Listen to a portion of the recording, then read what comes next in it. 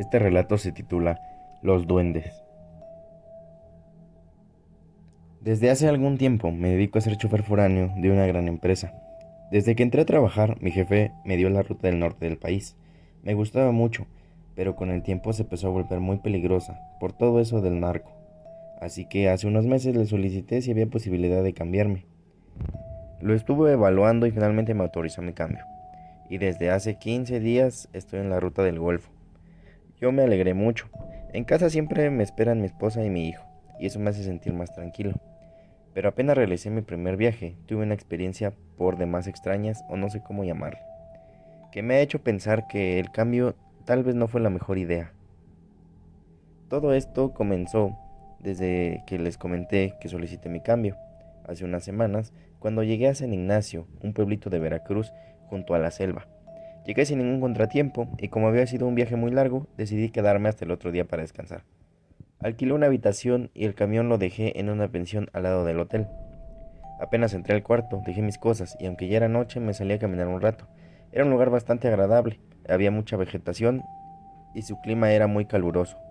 Lo que sí se me hizo bastante raro fue que no encontré a ninguna persona durante mi caminata. No le di mucha importancia y continué con mi paseo. Entré a un bar y pedí una cerveza. Adentro hacía tanto calor que empecé a beber más de la cuenta. Después de algunas horas, cuando intenté pararme sentí que todo se me movía. Pagué la cuenta y salí como pude de ahí. Me quedé un rato frente a aquel bar tratando de recordar el camino hacia el hotel. No pude. Entonces, sin más, empecé a caminar por esa calle aledaña a la selva. No me preocupé, pensé que no podía perderme en un pueblo tan chico, así que seguí caminando un poco tambaleante por aquel camino. Pero de un momento a otro, dejé de ver las luminosas del alumbrado y las casas. Todo empezó a ser pura vegetación, árboles, ramas, troncos. Y aunque había luna llena, de pronto las nubes la tapaban y se oscurecía todo. Me tropecé un par de veces y caí en cuenta que caminaba sobre grandes charcos de lodo. Decidí que lo mejor era quedarme sentado un rato en uno de esos grandes troncos, en lo que se me bajaba un poco la borrachera. Pero creo que cometí un gran error, no debí detenerme, porque fue entonces cuando escuché esas risas y pasos detrás de mí. Al principio pensé que los había imaginado, pero de pronto se escucharon con más fuerza. Volteé hacia atrás mirando hacia todos lados, entre los árboles, entre la vegetación y nada, solo la penumbra que dejaba aquella luna sobre la selva. Entonces sentí que alguien pasó frente a mí entre los árboles y volteé de nuevo, tratando de poner toda mi atención entre la vegetación y nada. Sí que estaba un poco tomado, pero estaba seguro que se había escuchado esas risas y esas pisadas sobre el lodo y los charcos, pero por más que buscaba no veía nada, ni a nadie tampoco. En ese momento pensé que algún lugareño quería espantarme, jugarme una mala broma, así que mejor me levanté de aquel tronco dispuesto a irme.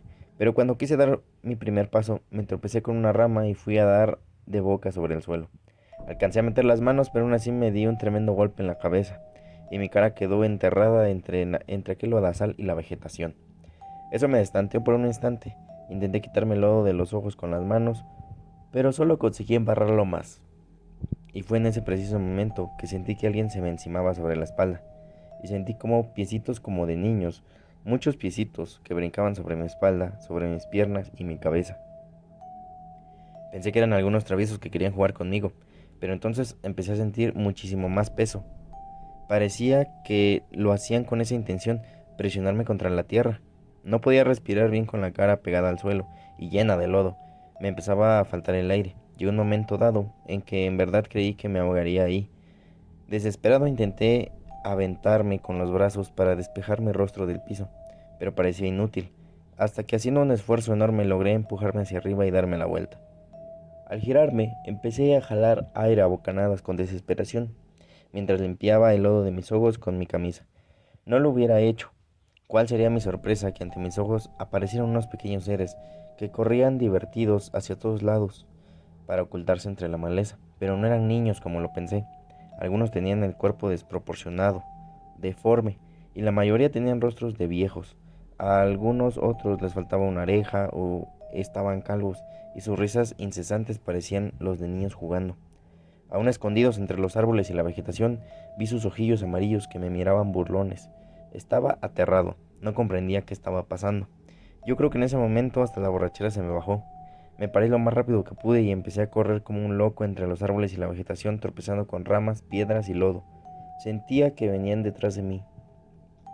Escuchaba sus risas burlonas por todos lados, a donde quiera que volteara, hasta que por fin, entre la maleza, vi a lo lejos una luminaria de alumbrado público, y corrí con todas mis fuerzas hacia allá. Al cabo de unos segundos, que me parecieron eternos, salí de aquella selva a la calle aledaña, por donde venía desde el inicio. Me detuve solo un momento para ubicarme y recuperar el aliento. El lugar donde me hospedaba no estaba lejos de aquí. Seguí corriendo y solo me detuve hasta que estuve frente al hotel. Al entrar, al encargado de recepción se me quedó mirando curioso, pero al verme todo enlodado y con mis pasos aún tambaleantes, no le dio mayor importancia. Yo me seguí hasta mi habitación. Entré y le puse todos los seguros que tenía a la puerta. Me tumbé de espaldas en la cama, estaba empapado en sudor y también de lodo. Trataba de entender qué es lo que había visto, qué me había pasado hace unos momentos, quiénes eran esos enanitos de risas de niño, pero el cansancio se me empezó a vencer poco a poco hasta que finalmente me quedé completamente dormido. Al otro día, la alarma de mi teléfono me despertó.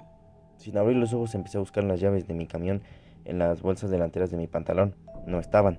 Me levanté apresurado y las busqué en las bolsas traseras y nada. Busqué en mi maleta y tampoco estaban. Era el único juego de llaves que tenía. Podía forzar la puerta o romper incluso el vidrio del conductor, pero echarlo a andar sería complicado. Traté de tranquilizarme, ya buscaría la forma.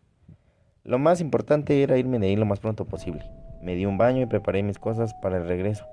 Al pasar a la recepción le pregunté al joven si de casualidad no había dejado las llaves de mi camión, pero me dijo que no. En ese momento pensé en el bar donde estuve también. Le di las gracias y me dirigí hacia allá. El resultado fue el mismo. El encargado me dijo que no habían encontrado ninguna llaves, pero me comentó que las buscara por allá, señalando hacia la selva, ya que fue hacia donde me dirigí después de salir de ahí. No tuve más remedio, me armé de valor y me metí nuevamente entre aquella selva. Conforme iba caminando, trataba de recordar dónde estuve, hasta que por fin reconocí ese gran tronco donde me senté. Al acercarme, mi sorpresa fue tal que no podía creerlo.